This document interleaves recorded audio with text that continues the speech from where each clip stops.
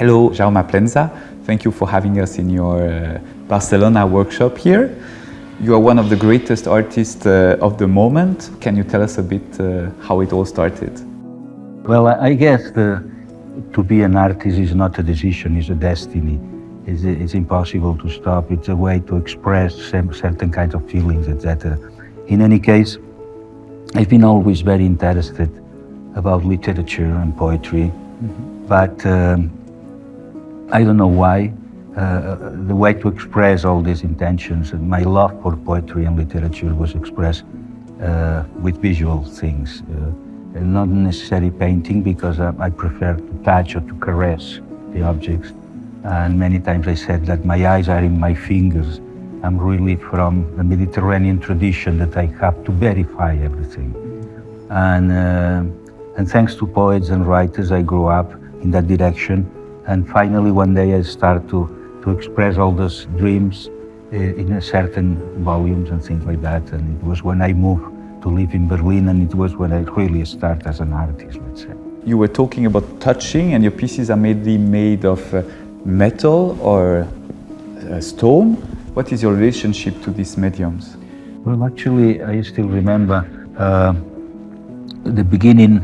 It was really my fascination for the blacksmith, the people that was transforming the metal when it was red, and with the hammer, all this concept of beating the material to transforming. But slowly and slowly, especially when I was living in Germany, in Berlin, I decided to cast iron.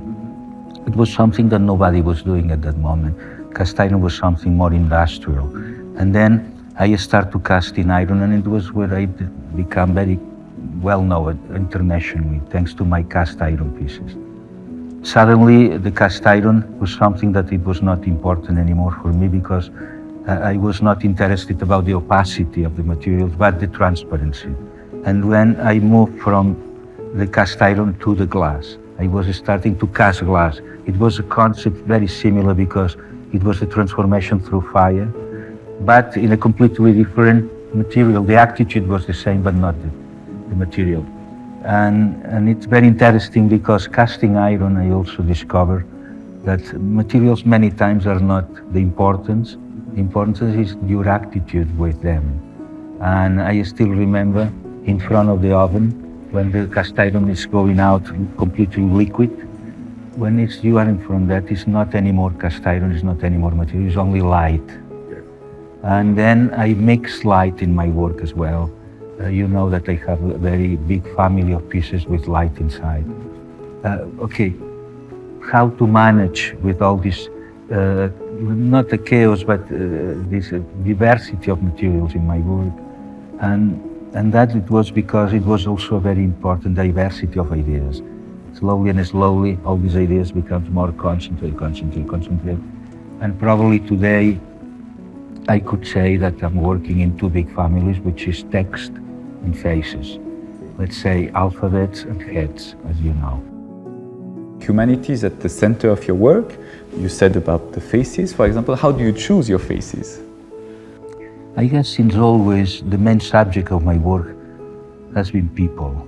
I guess art has something extraordinary, which is the capacity to create links in between, to create bridges which connect culture with culture, people with people. And then suddenly you understand that we are sharing in some ways a common memory. Doesn't matter where you're from. When you are going deeper and deeper and deeper inside yourself, one moment you are touching the memory of others, because they are also going inside. And it seems that we are sharing a certain, let's say, common roots together. Okay.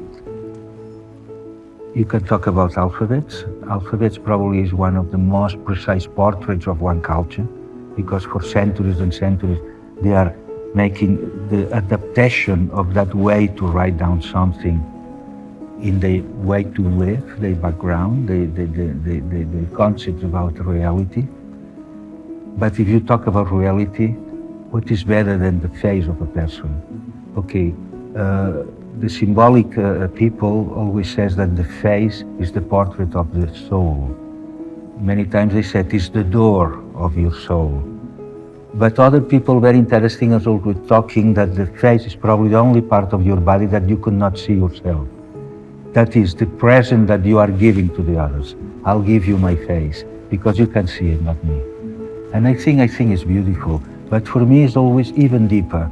I think the face, let's say, is the facade on an incredible building, which is our head.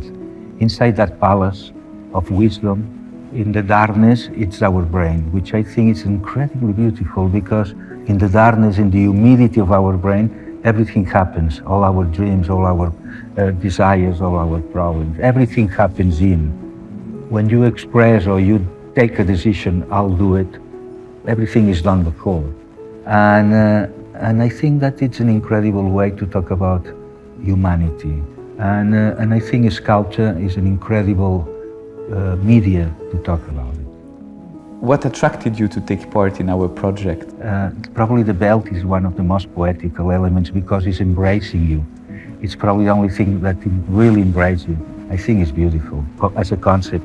And it's true that for some reasons I was dreaming immediately about a specific thing, which is the project that we did together. You work a lot about universality and peacefulness also with your faces. What kind of thought you hope that it vehiculates in people who are watching your pieces? I'm sure I could tell you that I never choose a person. Everyone is specific, is unique, is amazing. You cannot never compare. As you know, when I invite somebody or I ask the possibility to take a portrait, normally are women in a certain age, young women, which I feel it's the moment for them that the beauty is in movement, is in motion. I do the scan of the head today and tomorrow is not existing anymore, is another person, it disappears. And I love to know that I'm in some ways fixing a moment of her life, a moment of their life. It's like to frozen a memory, a moment of their memory. But it's very similar when you cast in bronze one model, you block in a certain position an object that probably will disappear. I mean, but especially when I'm working with heads, I'm thinking a lot about words and letters and concepts like that. When you say, when one letter seems nothing, but together with other letters they could do words. Words with words, text with text, culture with culture, universality. People is the same. A single person seems nothing, but together with another could do a family, a neighborhood, a city, a country, a continent, a world. Okay, from the smaller to the greatest is my obsession. Maybe a last question, do you have a motto? Well, I have a motto that it was an accident in one of my lectures. I did a lecture in Des Moines in Iowa many years ago when they unveiled one of my sculptures that has been bought for a collector and make a gift to the city, and the museum in Des Moines did a big celebration. It was a very big piece, called it Nomad. And I remember they invited me to the lecture. Okay, all the time I've been talking about how important is the interaction with my work, interaction. In the end of the lecture, it was a turn of questions. A very gentle lady said, "Mr. Plensa, you're always talking about interaction with your work, but besides your piece is a display saying, please do not touch. How do you explain that?" He said, "Well, because the museum forgot the rest of the quote. Please do not touch, comma, caress." That is my motto, do not touch, caress. Because I guess art should be caress, not touch. Because it's a demonstration of love. It's when you embrace really everything and takes part of yourself. Thank you very much for having us and for having me today here in Barcelona. Thank you, it's a pleasure.